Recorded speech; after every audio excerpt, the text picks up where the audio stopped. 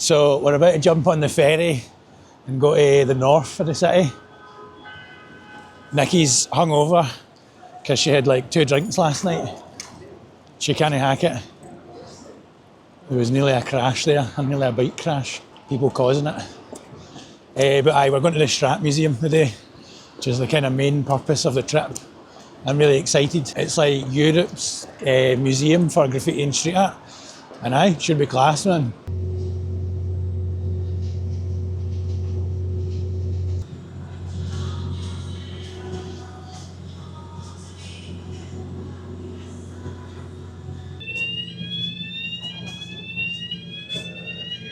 Welcome to NDSM, the iconic cultural hotspot of Amsterdam Noord.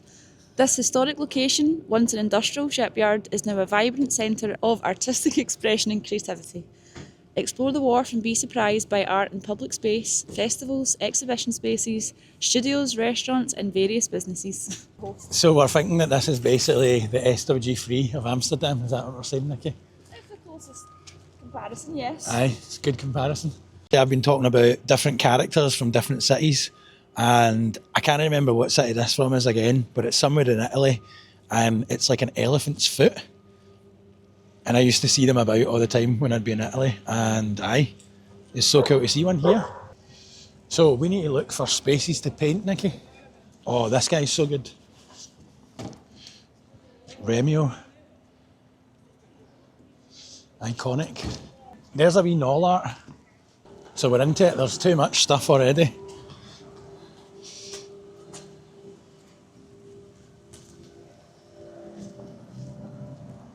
We're going to go and get a ticket, make sure we can actually get in, and then we're going to try and paint something, but it's absolutely freezing, so it's going to be hardcore. I really love these wee dogs up the top. They're class. Again, I'm not really sure about names of artists or anything like that, so just kind of appreciating as a bit of a clueless tourist. I do know this though. And then there's a wee mole as well. And then that's Ox Alien there. Also the legendary Pez from Barcelona. There's an amazing documentary on YouTube actually called The Rise and Demise of Barcelona Graffiti and Street Art. Pez is in it, and I thought Barcelona was like next level and incredible for street art and graffiti, but it actually shows you that it used to be even better because they had all these big massive roller characters, and I honestly just looked so good. But then it shows you that the council kind of starts interfering with it and they think it's a bit too radical, and they basically decide like, nah, you can't do this, we need to start buffing things basically. And they kind of ruin it in a way, which is a shame. So it's interesting to see what it's like here. Wow, that's pretty sick. I should do something like that with all my empty cans. Oh shit, I just realised it's a cat. You can see it clearly in the video, but I couldn't really see it that clear with my eyeballs.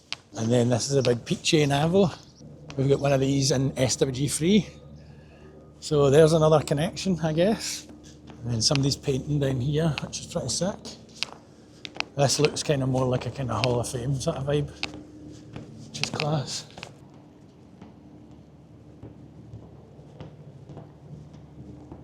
So I wasn't sure if I was going to be able to do a big heat because I don't have my ladder with me, but thankfully that guy there has just said I can use his ladder, so I'm going to try and get on that pretty quickly.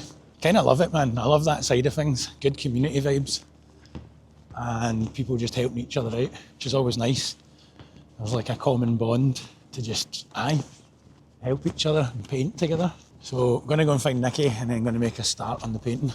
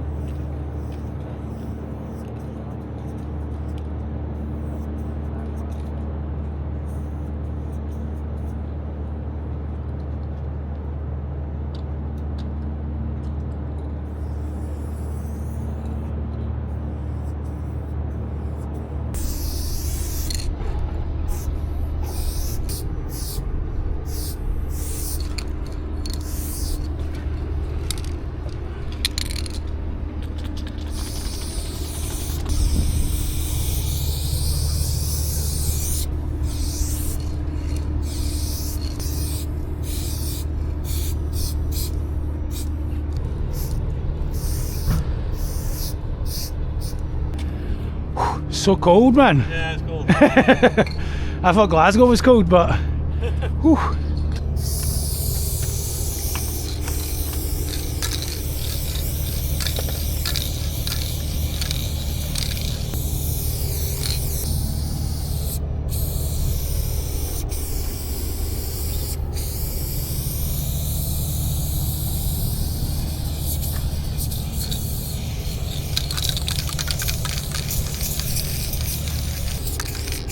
It's actually so fun filling with them though. Just how fat these, it's like Astro Fats, man, but they're so fun. Like, I've not used one in years.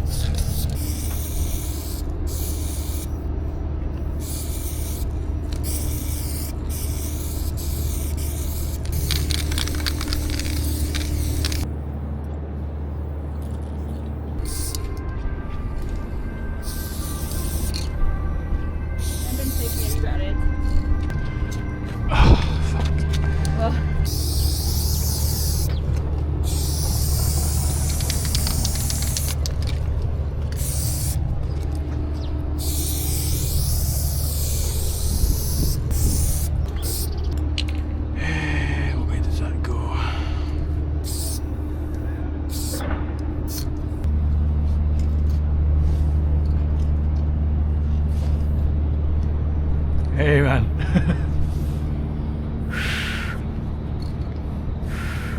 Which one is it? Oh, it's a It's a 5? DJI 5, yeah. I bought the 6.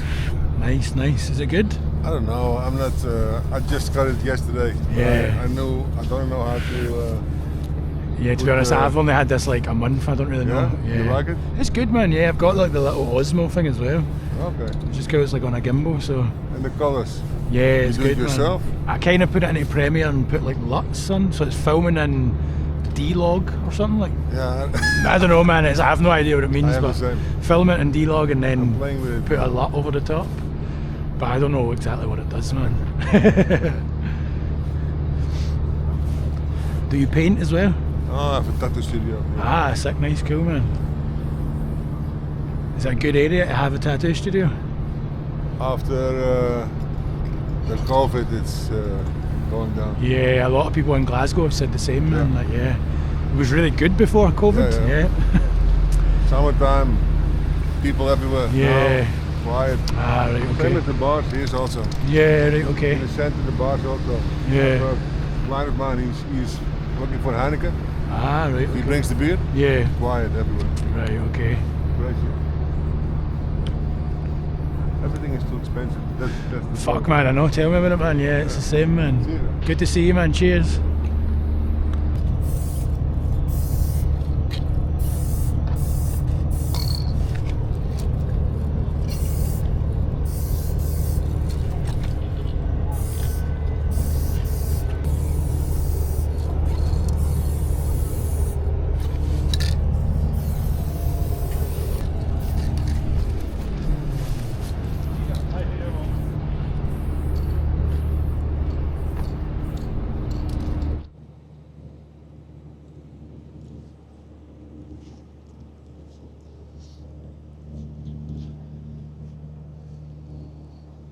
Something that I really love about places like this is there seems to be no one really in charge.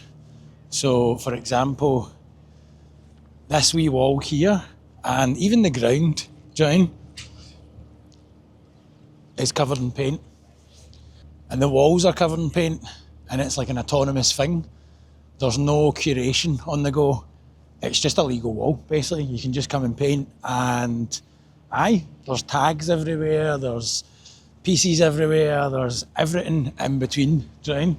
And it's all valid, and it kind of all has its place.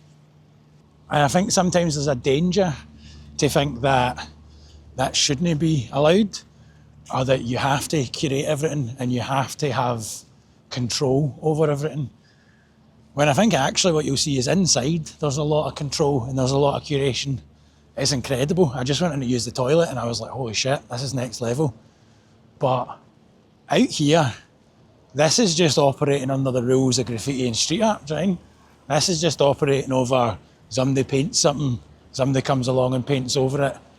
And there will be some kind of unspoken rules in there, But for the most part, this is just self-policing, do you know what I mean? This is just kind of people dealing with each other, and there's no kind of like entity controlling it. Like, we didn't have to ask permission to come and paint here. We just started painting. I think that's really special, and I think it's really magical. I think we kind of need more of that kind of attitude in Glasgow and Scotland, because I definitely think there's a bit of a kind of fear around letting people do what they want to do. There's maybe a bit of a misunderstanding around what is going to happen, because this is the outside of the museum, but it's a museum of street art and graffiti. So it totally makes sense for this all to exist here. I don't know. It's the culture. This is what's funny about it. This is like the thing. This is like the aliveness of it. This is a pretty sick example. So this is a massive mural by Obey. And obviously people have started piecing it down the bottom. And there's a big roller. But then the mural's still up the top. And I would say that kind of exemplifies the sort of rich nature of the culture. Everything's kind of valid, all levels are valid. But if you were to go, no, we need to have the mural has to stay to the bottom, get rid of these cunts, you wouldn't really be staying true to the culture, I don't feel. I don't think you'd really be honouring the true nature of the culture and the true kind of aliveness and generativeness of the culture. It's interesting. I feel as though self-policing is the way forward. Some kind of idea of quality control is kind of a bit misguided. I, for one, think that people should be able to come and they should be able to paint. If they want to paint, they want to paint. I think there's an idea that somehow it's going to do you like reputational damage if your place looks a bit of a mess. But I think you should only be worried about that if you think graffiti is a mess. I, for one, don't think graffiti looks like a mess. I think it looks amazing. And I think a lot of people think it looks amazing, and that's why people go towards it. You find that in cities all over Europe, all over the world really, that the kind of maximalist energy of graffiti and street art, where it layers upon itself and people paint over each other and there's tags and there's stickers and it's just like, there's just so many layers to it that becomes this rich cultural heritage that is kind of hard to replicate. Do you know what I mean? You can't really fake that in a sense. Do you know what I mean? It's just something that has to build up over time. And I really love it aesthetically. I really love it. And I think a lot of people do. But I think it's easy to buy in to the mindset that aesthetic is somehow bad or ugly or dirty or something like that. Do you know what I mean? I'm pro let people paint what they want to paint. Let us have a big, massive Peachy and Avo mural, but let's have people painting at the bottom of it. Like, they need to be able to coexist. And if they can't coexist, then, well, but the thing is, they can coexist. It's just some people and some organisations maybe think that they shouldn't coexist. But I think that's more to do with control than it is to do with the quality necessarily. That's some thoughts and reflections before we jump inside. I'm actually buzzing to go inside, man, it looks so sick.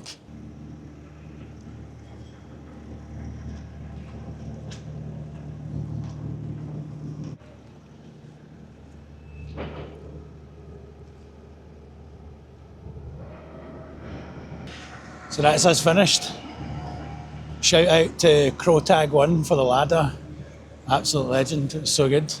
Shout out to LittleBookTransfers.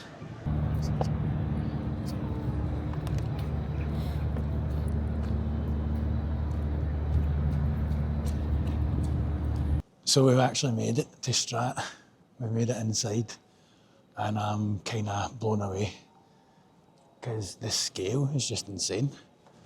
It's actually wild. I'll show you what it's like.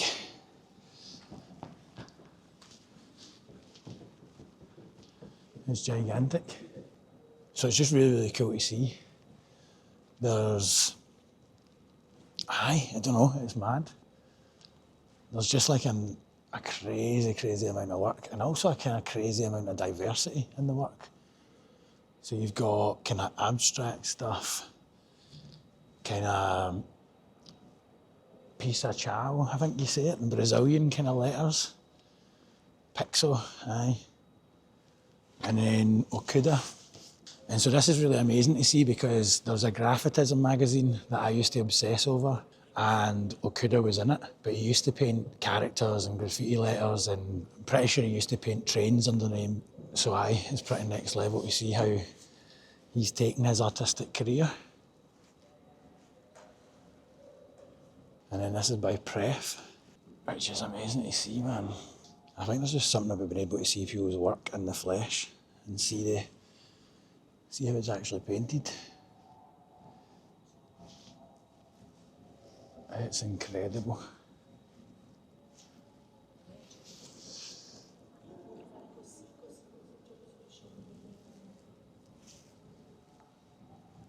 I believe that's Hoxo. Soda.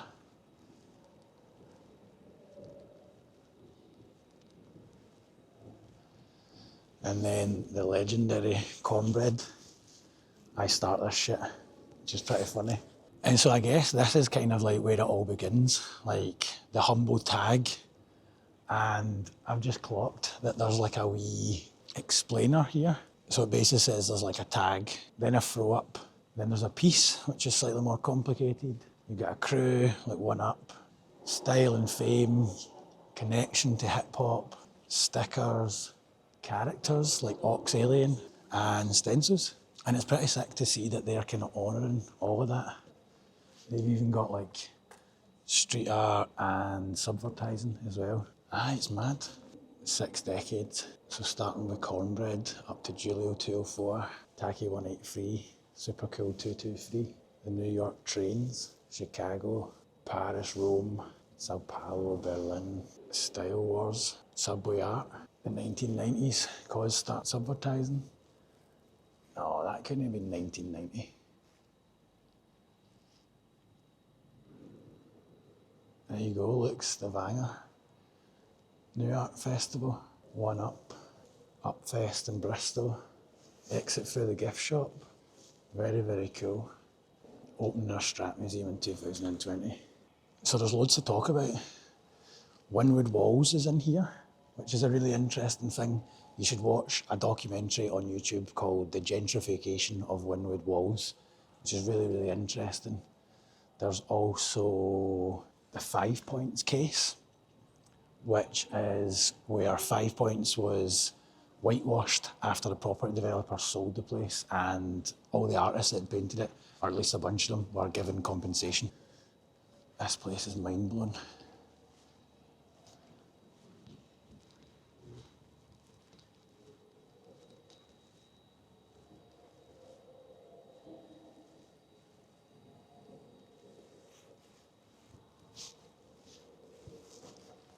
And there's a Gary Stranger, which I've always wanted to see in the flesh. It's kind of mental that that's hand-painted.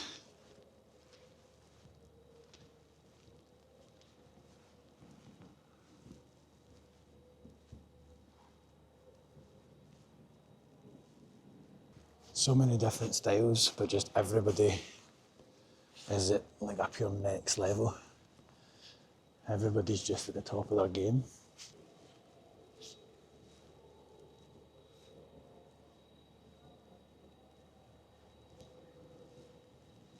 That's super nice.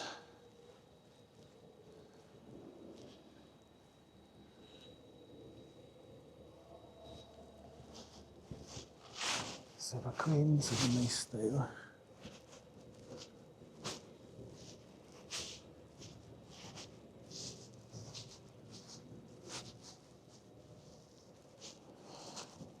Oh, and then this bit's for me, man. I love it. Pez. Barcelona legend. So sick. And then the London Police. Just so class, man, wow. I've never actually saw any London Police work in the flesh, so this was a Christmas gift for Nikki. And it's probably the best Christmas gift anybody's ever got me, to be honest, because this is like a dream come true. To be able to see stuff like this in the flesh, it's just amazing, man. There's something about being able to see how people actually work, which is really, really cool. You can kind of see the lines that they've made and see that it's done by hand, and it just makes it more tangible, I guess. This is done on loads and loads of different panels, which is cool. And then there's a Milo from Italy up there as well. Ox Alien as well. I love the colours and the lines. Especially these wee kind of cutbacks, man, wow. Super, super clean. I love these big ones.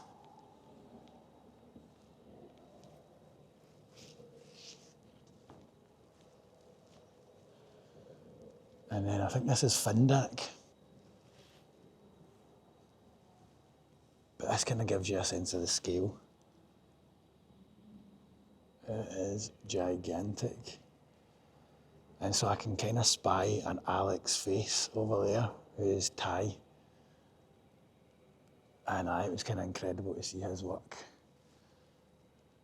over there, but also here. Another Leon Kerr, we saw one of these yesterday. There's a lot of detail in this one, it's incredible.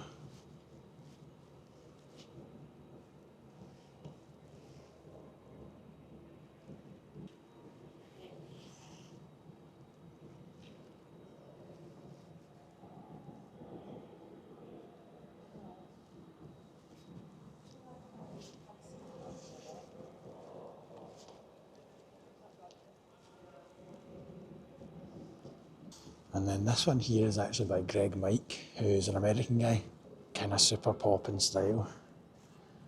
I've always been intrigued to see how clean his lines are, because it's dead easy to kind of imagine everybody's stuff is just super, super crisp and perfect. And it's pretty clean, man, it's pretty clean. But there's also like bits of overspray. I think sometimes when we're painting, it's dead easy to get hung up in all those wee tiny details, every wee paint splatter, and think, oh no, this needs to be perfect, this needs to be perfect. To the point that you just slow yourself down and you don't actually get anything done. Or maybe not anything done, but you actually don't get as much done as you could because you're fiddling over the kind of the wee bits, the wee details. And I think that a lot of these artists probably let go of the wee details, and they want the work to be amazing, but you probably learn, this looks good, man, this looks incredible. And up close, there's a wee bit of paint splatter, but that's all right. That's just the nature of painting. There's always going to be marks that get made, and it's so easy to get too pernickety and too hung up. So there's a cool thing that I heard once, probably from Strufless actually, where he talks about the 70% rule, which is taking something to its 70% done. And the last 30% you could try and get, but you're probably going to slow yourself down a lot by trying to get that 30%. So if it's good enough, 70%, just let it go and get on to the next thing, because the more things you do, the better you're going to get. So very, very sick, man. Big ups to Greg Mike.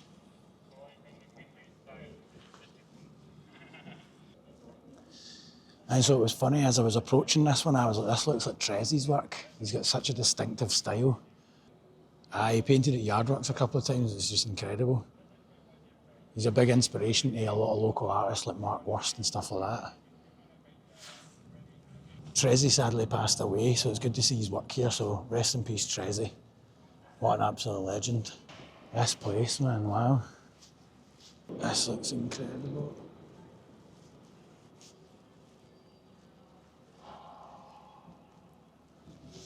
Royal.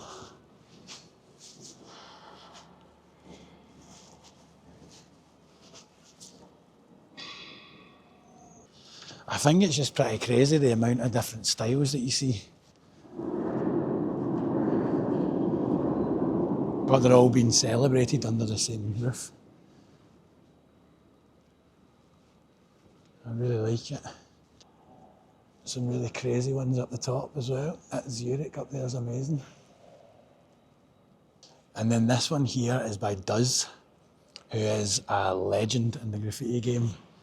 And this is actually on kind of a brick wall, but then he adds his own concrete to it, so it's like textured.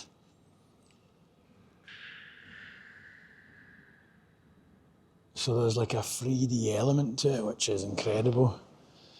And I think this idea might have actually came from the walls of graffiti starting to kind of peel off after layers and layers of paint.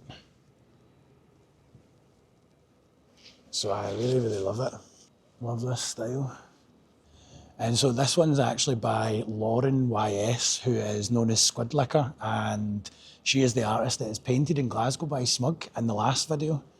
And it's quite funny. She likes to include a lot of different stuff in her murals, like sort of wee nods to sort of bondage, and there's a wee guy with a can of paint getting put up his bum. So in terms of like community murals and stuff like that, this is probably quite far from what a community mural could be. But maybe it's not, maybe it's actually pretty similar.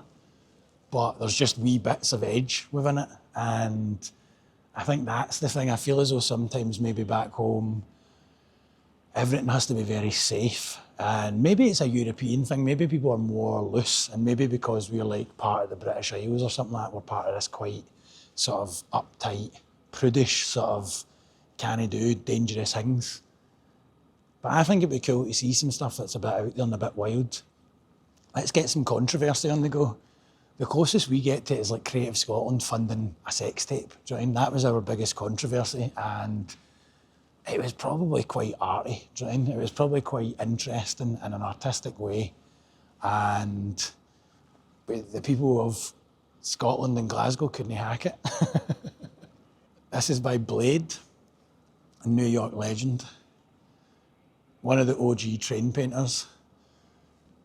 And then this is Crash as well, another OG.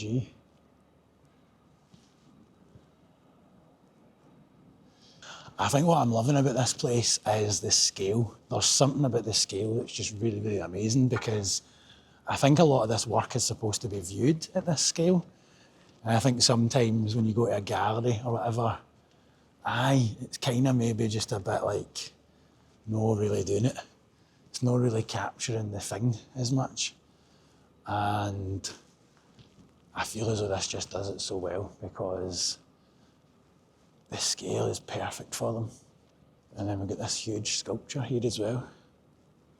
And so this is by Dulk. I think Dulk also got to do the festival in Portugal or Spain maybe, where they set it in fire at the end. The Fallas Festival, I think it's called. I'm sure there's a video about that on YouTube, which everybody should watch. Hello! What do you think? I'm in awe. It's good, isn't it? I'm just in awe. Thank you so much. What a great present. So just blown away. That's exactly the answer. Just blown away. It is so, so sick. This is by Hera, who we saw in one of the Gable Ends yesterday. Again, super, super loose style. Just looks super, super fun to paint.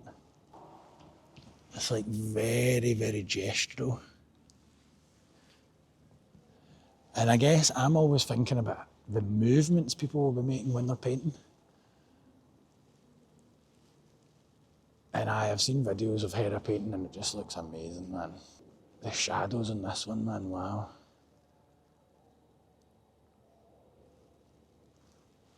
Insane 51.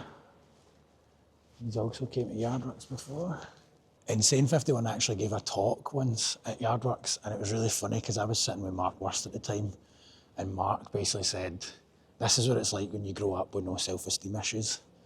And I find that really funny, because I think in Scotland we're all kind of fraught with self-esteem issues, and it's really difficult, and we're all like, oh, we're a bit nervous about things. Whereas for some reason other countries seem to be able to celebrate their artists a little bit better. But it's strange because there's some people not too far from home who seem to have been able to do it as well. And here's one of them right in front of me. So Aches is an Irish artist and he's just went from strength to strength. He's doing these crazy kind of overlay effects and it's just pretty wild, man. It's pretty next level. But I think there's something interesting to be said about the Irish at the moment because they seem to be celebrating people a little bit more. Or maybe they just have a bit more pride in what they do and a bit more confidence. And I'm really intrigued by that. It's the same with like New Zealand. We're similar sized countries with similar populations. But for some reason, they've managed to make it to this level up here. And I feel as though in Scotland, no one's doing it in a way. We've got Smug, he's amazing, but he was born in Australia and probably learned a lot and has benefited a lot from that Australian connection. So, don't know, things to think about. Why is it? Why are we not reaching those levels? Is it because we're not getting supported? Is it because the weather? What do people think? I'm not too sure. But I just remember thinking self-esteem. When Mark Worth said that to me, I was like, man, I think there's something in that. I think we do struggle. And it'd be interesting to find out and solve the problem.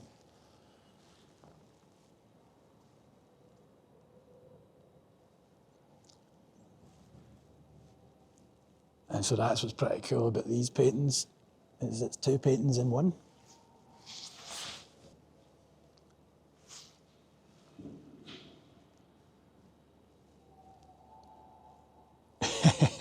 And I guess that's kind of what it's all about. A good critique of the nature of muralism. Has to be people friendly. Can't be too controversial. And I think this is by O'Deef. So if you stand here, yeah, that's pretty wild, man.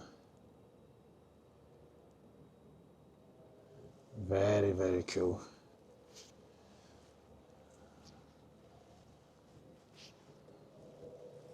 Another obey. I love this one, man.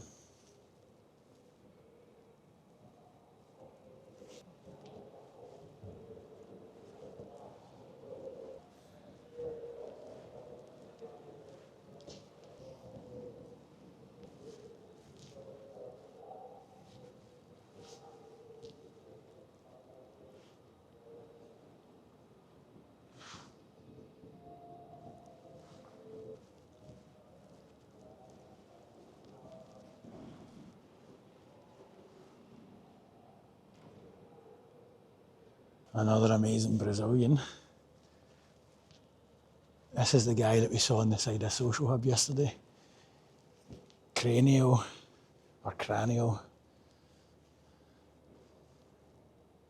It's so good, man. I've always been a big fan of his work, just the amount of detail.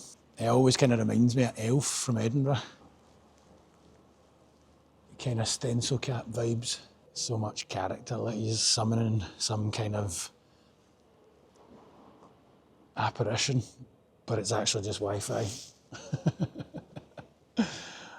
I think that's what it is as well. It's like kind of like ancient, it's like a tribe, but they're like discovering modern technology and stuff like that, or modern problems.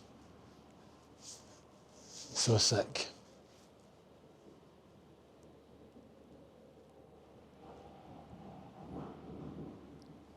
So that is a whistle-stop tour of the STRAAT Museum in Amsterdam. Don't quote me on anything because I don't know everything. I'm actually pretty ignorant to a lot of this stuff. But it's fucking incredible. It's just so sick to see what they can do with a space like this. Like, industry comes and goes, and then often these warehouses just sit and they're just empty for years and years, and then they get demolished, and then flats or something would get built in it. But it's amazing to see they've actually invested in it to become a museum. And obviously museums have like a kind of important status in the world. It's about the preservation and the kind of documentation of culture and artefacts. And I think that's really, really cool about this, because graffiti and street art is a very ephemeral culture in its essence. It comes and it goes. It'll get painted and it'll get painted over. And I think that's like a beautiful part of the culture, but it's also amazing to see somewhere like this that's like really taking a lot of time to make sure that it's documented and it's preserved. So totally mind-blowing. I would highly recommend people come and check it out. because, aye, it's just next level. And big ups whoever has kind of shotgunned this, because it's actually just so sick to see. But on that note, who is responsible for this place and how are they doing it all? And who funds it, and do the artists get paid? That's what we wanted to find out. Let's go and try and find that out.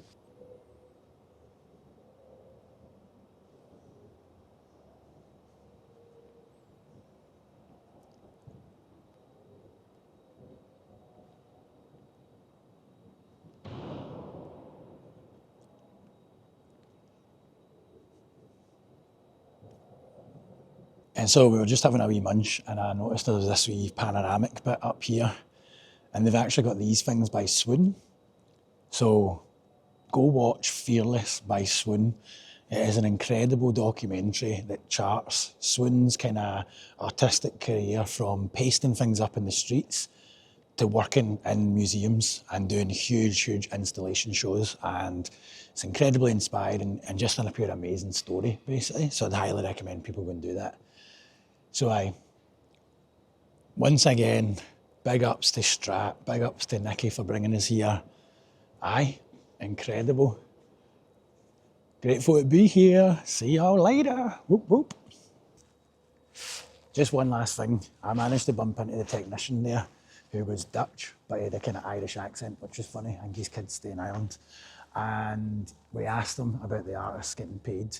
And he was kind of like, look, it's kind of 50-50 ownership of the artwork. But most artists just get their accommodation paid for in a hotel across the road, all their materials provided, and then it gets to stay in this permanent collection. And see, to be honest, see the kind of grand level of this place, I kind of understand it, John. There is a part of me that I'm like, I think people should be getting paid for their stuff, but I guess there's some kind of trade-off between being part of a collection like this, which I guess is just incredible. So, who knows? Life is complicated, art is complicated, money is complicated. Maybe that's what we need to do, is we need to eradicate the money. Grateful to be here, much love. Peace. All the paintings are giant. I mean, these paintings are massive.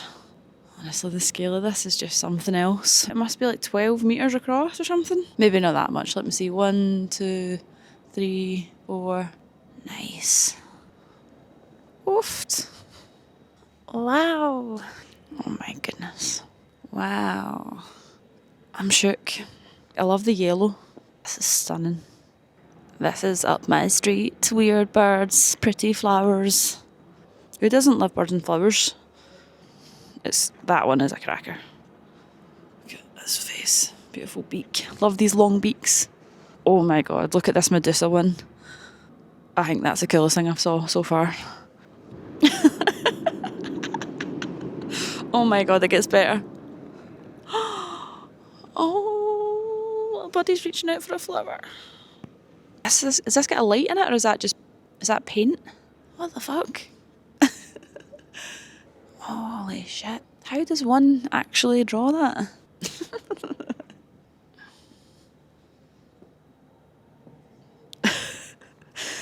Leda. Big bum. Oh, no way. He's such a legend. Oh, I love the character in her face. I think she's given birth to the world.